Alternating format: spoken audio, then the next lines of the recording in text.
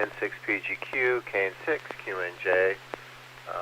I see a very nice image, very few pixel pops on a dark background, and I'll kick it to Joel, AI6DG, to provide more detail.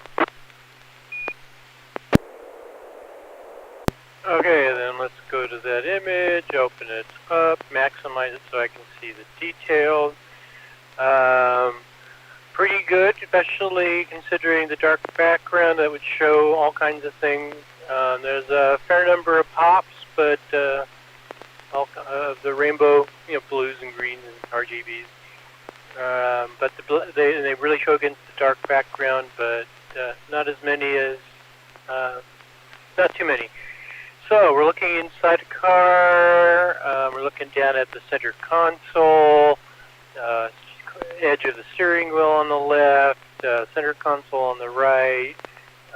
It's not a stick shift. I don't see a stick, so in fact I don't even see a shifter for an automatic unless it's that round knobby thing that this is some fancy new car where you turn a knob to go from park to drive. We've got some ham gear installed at the center console. I think I see a small little speaker, a hand mic, and a head that's kind of sticking up at a weird angle on, I don't know what it's mounted on, but it's obviously mounted on the end of something.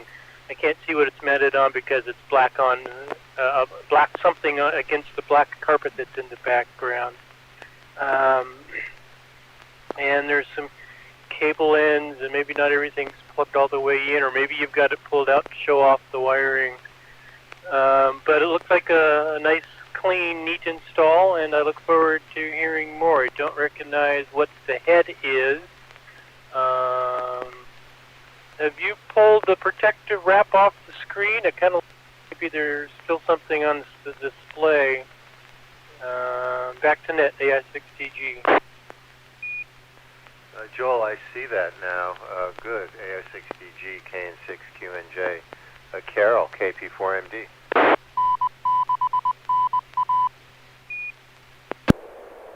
Okay, this is KP4MD. I do see the really nice installation, control head, and microphone and a communication speaker on the center hump of a car. I'm not going to really talk very much because I'm just recovering from my surgery today, so I'm trying to just relax. Back to net controls, KP4MD. KP4MD. Okay, thanks. Yeah, it looks like a very nice way of installing a mobile radio, maybe in a Ford Explorer, possibly. My Expedition has that shifter, but I'm just taking a guess. And I can't tell if this is the new Yaesu radio, maybe. Bob, N6PGQ, tell us, please, what we're looking at. Okay, well, you guys got it pretty well. That's a Yaesu FTM 6000, and you're right, the protective screen has not been taken off because it's only been in the vehicle for just a couple of days, and I didn't want to scratch anything. Let me let this drop. What you're looking at is a Lido cup holder mount, and the side bracket holds the speaker on, and then the microphone slips into a bracket on the front. I think the head is a little too high, but I wanted it closer to eye level and out of the way so that I could miss bunch touching the controls that are right behind the control head. You're right, it's a Ford. It's a Maverick pickup, which is pretty similar to the Broncos and everything else, all made in the same factory. And I used the RT Systems programmer because this is the absolute worst radio to program from the control head and the speaker, or excuse me, the microphone. Anyway, there it is, N6PGQ. N6PGQ, K&6QNJ. How are you powering it, and how are you hooked? What antenna did you use? Okay, well, we ran a wire from the batteries through a rubber grommet that was at the bottom part of the firewall and up into the truck, underneath the carpeting, and into the compartment that's under the back seat. And the radio itself is under the back seat. At the same time we pulled that, we pulled the coax through, and it's got a short 2-meter 440 antenna that's mounted to the left front fender. There's no stake pockets on this vehicle, so I couldn't put a stake pocket mount in it. Copy. And did you have to get an extension for the microphone? You have the actual radio under the passenger seat? No, the actual radio's under the rear seat. It's a 4-door pickup. And yeah, I had to get an extension for the control head. No, it came with a long enough one for the control head. Had to get an extension for the microphone and the speaker, and they also ran underneath the carpeting to the front. Copy. Well, the Maverick is a nice truck. I know they're relatively new and they're in high demand, so congratulations on that and the radio. Any questions for Bob? EI6DG. Go ahead, Joel. What's a stake pocket? Oh, those are the rectangular holes that are in the sides of the beds of a truck that you can put stakes in and make a stake bed, put taller things in your truck, you know, put a rack on the truck, but this one doesn't have the holes. Anyway, that's one of its slight drawbacks. And you didn't want to drill a hole for an NMO on the top of the cab? Well, I've done that on a couple other vehicles, but wife didn't think that was appropriate for this one, N6PGQ. Then how about mag mount? Why mag mount that would give you, that you put on the top of the cab, that would give a more balanced pickup pattern for the antenna than a front fender? Well, I have a mag mount antenna in all my vehicles that don't have built-in radios. I have what are called trunk radios and one of those little Hershey's Kisses mag mounts. And I don't know, I don't like squashing the coax in the weather stripping, and the rear window that opens is pretty tight, and I didn't want to get one of those Comet ribbon mounts that go through a window.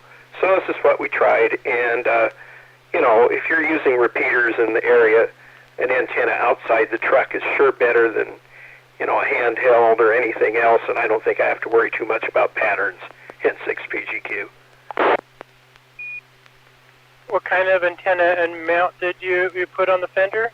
Is it like an NMO? And then I guess the question is, if it is, then how did you get it into the... I'm trying to visualize how you would get from inside a fender into the cab.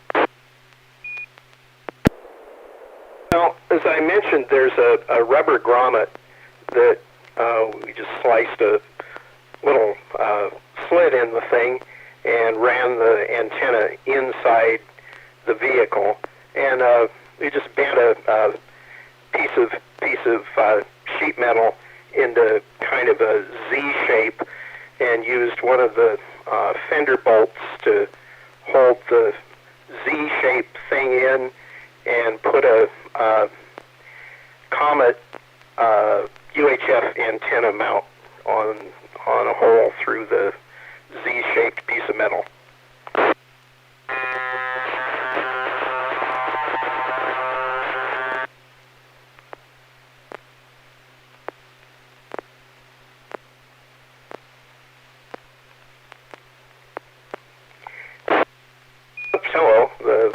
one didn't go away. Yeah, the antenna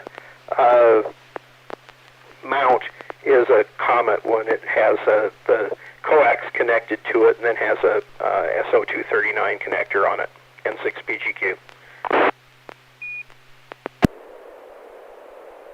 Oh, so it doesn't end up going inside the fender. It's what is it, like an edge mount that you have on the hood? And the next question would be, what's the white thing I see kind of in the lower right that's at the end of a block that's got a cable coming out of it, right underneath the speaker? Oh, that's the control head extension that goes to the back. And I left the wires there. They're kind of ugly, but I left it there so if I go into a parking lot, I can loosen the cup holder mount and put the whole head assembly back under the seat, and it kind of disappears.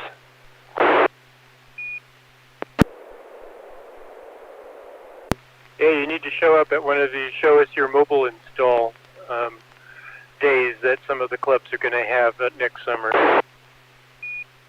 Oh, I'm sure I'll do that. Yeah, time for the next picture. I think we've probably beaten this one to death. But yeah, it worked out pretty well, except for, not liking the radio's programming, N6PGQ. AI6DG, back to now. KN6QNJ. One answer to Joel's question regarding mag mounts on Ford trucks, and I'm not sure if this applies to the Maverick, and then Joel, you'll send your image. But I have a mag mount antenna, but my Expedition's aluminum, and I don't know if the Maverick is aluminum. Bob, do you know? I didn't go around with a magnet, but I know the hood is aluminum, and I'm not sure about the bed and the body. It's a unibody truck. It's kind of like a Honda Ridgeline or an old Ford Sport Track, and so I don't think there's a lot of places to put mag mounts on it. I'll try it sometime and let everybody know. I copy that. All right. Thanks, N6PGQ. This is KN6QNJ. Joel, AI6DG, are you ready to send an image?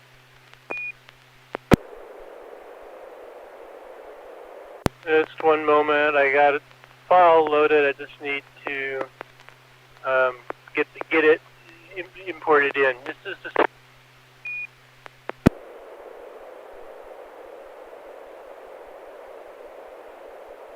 No problem. While we're waiting, Joel, I want to say welcome to Craig Whiskey Papa 2 November, who's watching us this evening on YouTube, and Alf, Kilo November 6 Papa Romeo Delta. Thanks to both of you for showing up and being part of this. We like to have participation from everybody who's interested. AI6DG, are you ready now?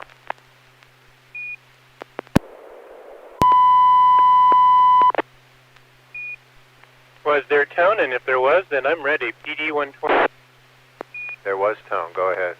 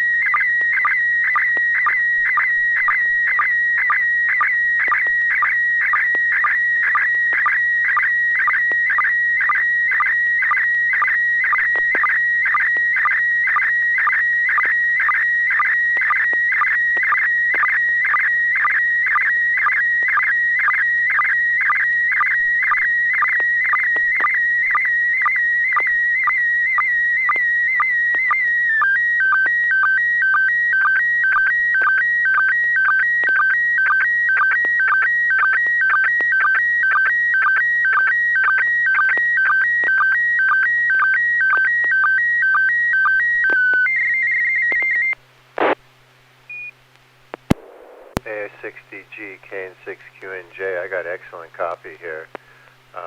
Carol, KP4MD, any comments on this? If not, I'll move to Bob. Oh yeah, This is KP4MD.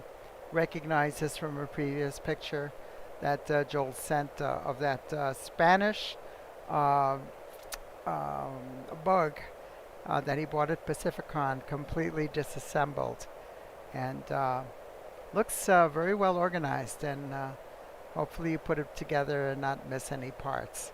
So back to Net's KP4MD. KP4MD. N6PGQ. Well, for once I recognize something. Yeah, it looks like the paddles that we saw last time, and that's the most organized I ever seen of a bunch of parts. I usually throw it in a cookie tin or a baking tin and put it together. Be interested to know what parts go where. I don't see a spring on the thing, but maybe someone will explain where it is and what it is. Looks like a good project. Very good copy. There aren't any pixel pops, or very few in the black section at the top and the bottom of the picture, and came out real well in 6PGQ. N6PGQ, K6QNJ. Yeah, I think the spring may be the long silver thing in the middle right. It looks like a long screw. It's a very cool project. Joel, AI6DG. Yeah, when I take things apart, I try to put the screws onto a surface like this in some relationship to where they go. I don't necessarily get the same screw in the same hole, but you frequently need to know what part of the project parts went into. Although there are some projects where you got to know exactly what screw goes in what hole, because you run into situations where that one's short and that one's long and that one's long and that one's the middle, and you put the wrong screw in the wrong place and you end up screwing it all the way through the case into something else. I actually had a laptop repair tech guy come out once and do that, and afterwards he had these screws that were all the way through the case and poking up into the keyboard.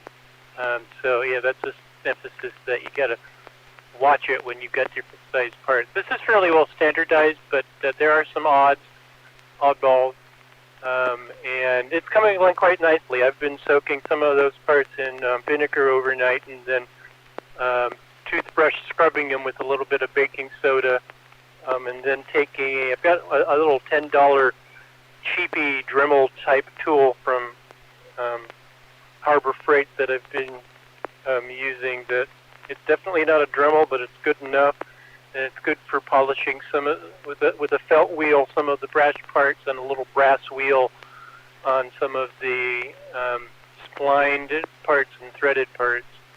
So actually, I've been using the felt wheel to polish the wood base, and it's coming out really nice. Probably better than original, because it's coming out nice and shiny, and the wood is almost coming out like a tiger's eye type of thing, where as you move it around and the light shifts on it, the grain comes out looking different depending upon the light angle.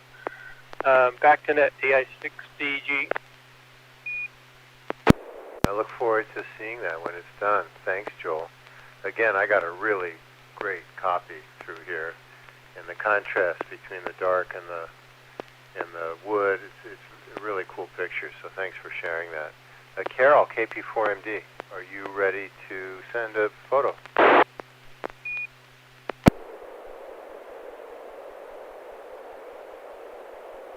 Yeah, and this is going to be also PD 120, KP4MD.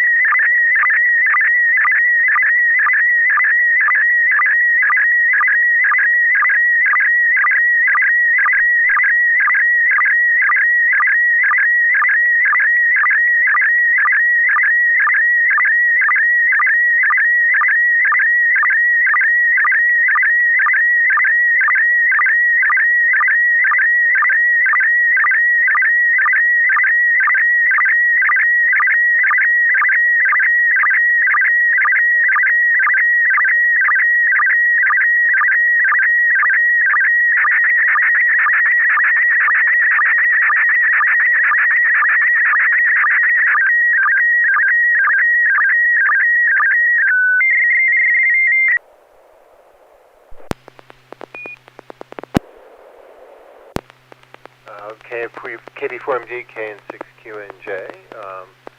I got a picture of someone I recognize. I have a lot of noise in the picture, however. I don't know what's causing that. N6PGQ, Bob, go ahead and comment. Well, that's Phil at his lab, and I agree. There's a whole bunch of pixel pops. From Carol, I've never seen any large numbers, but this is the exception. And I can't tell what he's holding in his left hand. It may be one of those fill circuits that we always find out about at a meeting. So quality's good except for the millions of pixel pops in 6PGQ. N6PGQ, KN6QNJ. My guess is it's a nano VNA. Joel, AI6DG. Yeah, that's what I was going to say, nano VNA. I don't recognize the gentleman, but he's looking at a nicely set up bench. Looks like there's overhead lighting as well as under the shelf lighting on the bench. A zillion, whole bunch of little parts containers underneath the bench. A nice oscilloscope on top of a shelf above the bench with, I don't know, maybe a power supply to the left of that, and maybe another. Well, it's a CRT oscilloscope, so maybe it's a new DSO LCD display type of scope above that. Looks like there's something with some knobs and a display. He's kind of not smiling, but he's definitely happy and showing off whatever he's got in his hand, which I do think is a nano VNA, although I don't recognize what's displayed on it, not that I can see all that much detail. Above his hand, holding the nano VNA in the background, there's maybe a multimeter with a LED display. Some miscellaneous things are spread across the surface. I see some solder wick, a screwdriver, a couple screwdrivers, maybe some solder, and in the background, I don't know. Maybe this is in his garage. I see some struts, some posts, a window with Venetian-style type of horizontal blinds in the background over his shoulder. Back to net, AI6DG. AI6DG, KN6QNJ, KP4MD. I'm guessing this is a recent photo, but you'll tell us about it. Sure, this is KP4MD. This is I just took this photo yesterday. This is Phil, KD6RM, who's one of the leaders of our DIY Radio Builders group. And he has a lot of good experience working with surface mount components. What he's holding in his hand is my tiny SA, which is a spectrum analyzer, same form factor as the nano VNA. And I very carelessly accidentally blew the input attenuator chip by walking around with it with a whip antenna plugged into the input as I was sniffing around the house for sources of RFI. I found out that was enough to generate enough electrostatic discharge to blow out a very, very sensitive attenuator chip that's on the input. So fortunately, I was able to get a replacement chip from a friend of mine in Fort Collins, Colorado, because of the supply chain issues. You can't get that chip hardly anywhere. And Phil had the equipment there to work with surface mount and with the hot air and all that. He very graciously replaced the blown chip for me, and it's working again. I'm really happy. There's no way that I would be able to do it with the problems I've been having with my eyes lately. Speaking of which, I just had cornea surgery today, so I'm taking drops every 4 hours. And going to be getting some rest immediately after this net here. So that's it. Yeah, he has a very well organized and very well stocked um, service bench there. Yeah, I believe above the oscilloscope, what he has there is a Rigol uh, regular spectrum analyzer, one of the more pricey ones that go for about $2,000. The tiny essay, of course, goes for just $59. It's an amazing piece of technology, but it's a little delicate. You have to be careful with it, but that's true of any of that kind of equipment. So yeah, he has a let me see. He's got a couple of items on the workbench there. There's one box, an open box with an open top, which is a bandpass filter that he uses for his multiplexer that feeds 3 rigs into one antenna. And I'm just gonna pass it back to net control. KN6QNJ, this is KP4MD. KP4MD, KN6QNJ. Spectrum analyzer. I should get one of those, and I have some interference on and off, which I'm sure is from the neighbors, not from me. But and that's impressive that he's able to do that. That's just so impressive that he's able to make that kind of repair.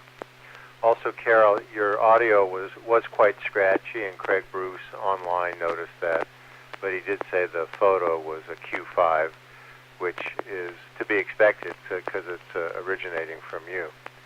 But also, one last thing, I hope your surgery went really well and that you recuperate quickly.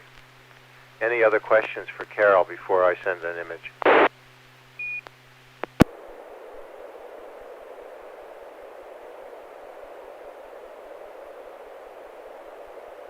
Question. Go ahead, Joel. So the front end, is it the front end? Okay. So something in the Nano SA blue, is it from static electricity or from a strong signal being received? It could be either one can possibly damage it. If you have like the supplied whip antenna plugged into it, and you have like an HT not too far away from it that's transmitting, it may possibly pick up enough RF to blow it. And it's they say the absolute maximum power that should go into that input connector there is plus 10 dBm. So you know, there is a lot of power density and then in the proximity of a HT flexible antenna. But I don't think that was the problem. I think the problem in my case was I was walking around with it with the whip antenna plugged in, and just walking around the house like that can generate enough static electricity that that static ESD, electrostatic discharge, on that whip antenna could damage that chip over. So you generate a charge and then touch the input to the Nano SA, and there, you had enough charge in you, the zap went into the Nano SA. Yeah, affirmative. That's my suspicion, because I realized something was running funny with it, and when I ran the attenuator test, it failed. So, and that was the normal cause for that. What's recommended, of course, is to avoid that moving around with the whip antenna plugged in, where there's a risk of exposing it to a static discharge, or having a inline, like a 20 dB or 30 dB SMA attenuator on the input to protect that. Over. And have no more than 10 milliwatts. Isn't that what plus 10 dBm would be, 10 milliwatts into it? That's correct. Yes, 10 dBm.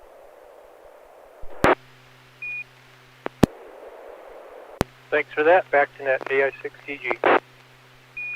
AI6DG and KP4MD, KN6QNJ. I'm going to transmit an image. Stand by.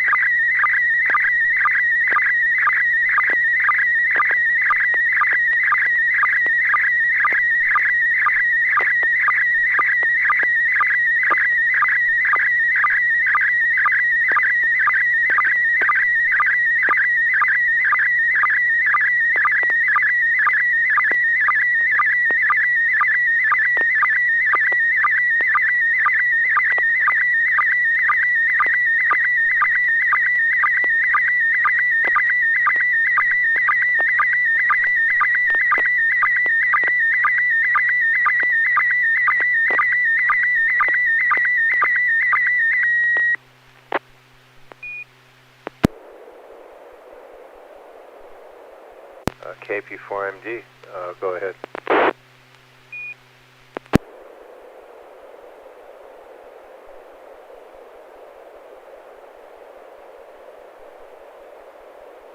Okay, yeah, that's I've seen that before online. It's a Morse code trainer that's programmed with an Arduino, if I'm not mistaken. Very nice picture there. I wonder if you're putting that together or if that's something you're working on. That's quite impressive. So nice picture though, came in nice and clear. By the way, I believe the reason why my signal has a lot of pixel pops is pave pause. I'm hearing a lot of pave pause pops on the audio here on my side. So just coming through the repeater. Back to Nets KP4MD. Thanks, Carol. KP4MD. Yes, that's coming from Beale Air Force Base. Yeah, affirmative. They run megawatts of power, but they're like short microsecond pulses. But there's no way you can avoid hearing that over. Copy that. Thanks for your comments, Bob. N6PGQ, your turn. Okay, well, good quality, not very many pixel pops here. We have a set of tools at the top, a couple of pliers and a tweezer, and it looks like, I don't know, it looks like that might be a solder dispenser or something way in the upper left-hand corner, and then what looks like a code practice oscillator. It's got a speaker on it and a couple of buttons. I don't know if it's for programming the speed for the panels or what the inputs and outputs are, but I'll be interested to know. N6PGQ. Thanks, Bob. Joel, AI6DG. I've had conversations with Anders about these, so I know that there's projects going on involving this. What is it? Morcerino, I think, is the name of it. Sounds like a really cool and very capable device with many different modes of doing things. Sounds like you can basically do Morse code with other people with these devices over like Wi-Fi or over the internet. You can put it into trainer mode. You can hook it up to your computer and actually do Morse code with it. So whatever you can program into the microprocessor on it, you can make it do that. And it looks like there's an extra key on the lower left. What are these? I think these come with an extra set of keys for them. But otherwise, someone's having fun and is showing off their proud project. That's the theme tonight. We're all doing pictures of our recent ham projects. Back to net, AI6DG. You're right, Joel. We are doing that. AI6DG, K6QNJ. Yes, so NR6H Anders and N6EMF Wilson and I chipped in together and bought 3 of these. They're made in Austria, and they arrived last week. So on Saturday, we met at Anders' office, and the 3 of us built them together. He has 3 stations actually set up for doing all kinds of stuff that he does in his business, and we put these together and tested them out. You can't see it on the screen, but the bottom lettering says NR6H. Anders sent that to me. You see the antenna coming up out of the top part of the unit. That was for, I think it's called LoRa, L-O-R-A. And once we got these up and running, they were talking to each other, so we could send code to each other and practice there. You can practice through Wi-Fi. As an echo trainer, you can adjust the paddles to be whatever you want them to be. So it's pretty impressive. This is K6QNJ. Any more questions?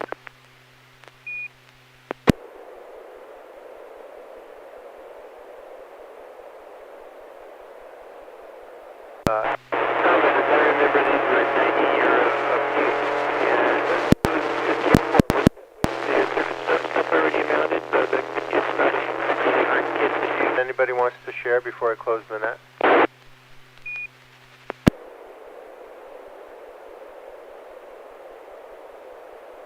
There was a perfect double there, most of that transmission. Oh, thanks, Carol. Who was calling?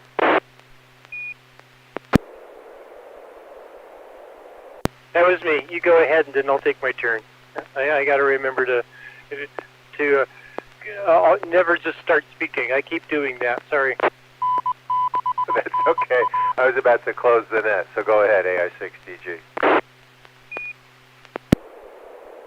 These were 90 euros a piece, and geez, what else did I don't know what else I said, but the main point was 90 euros. That's right. Although because we bought them in bulk, 3 units, we saved 2 euros each.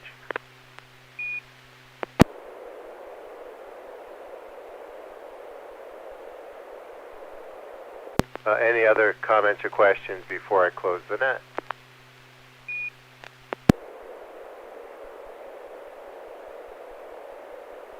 All right, thanks to all who participated in tonight's SlowScan TV Net, and also thanks to those watching us on YouTube. We hope to see you again next Wednesday at 9 p.m. The net is officially closed at 9:48 p.m. Pacific Time.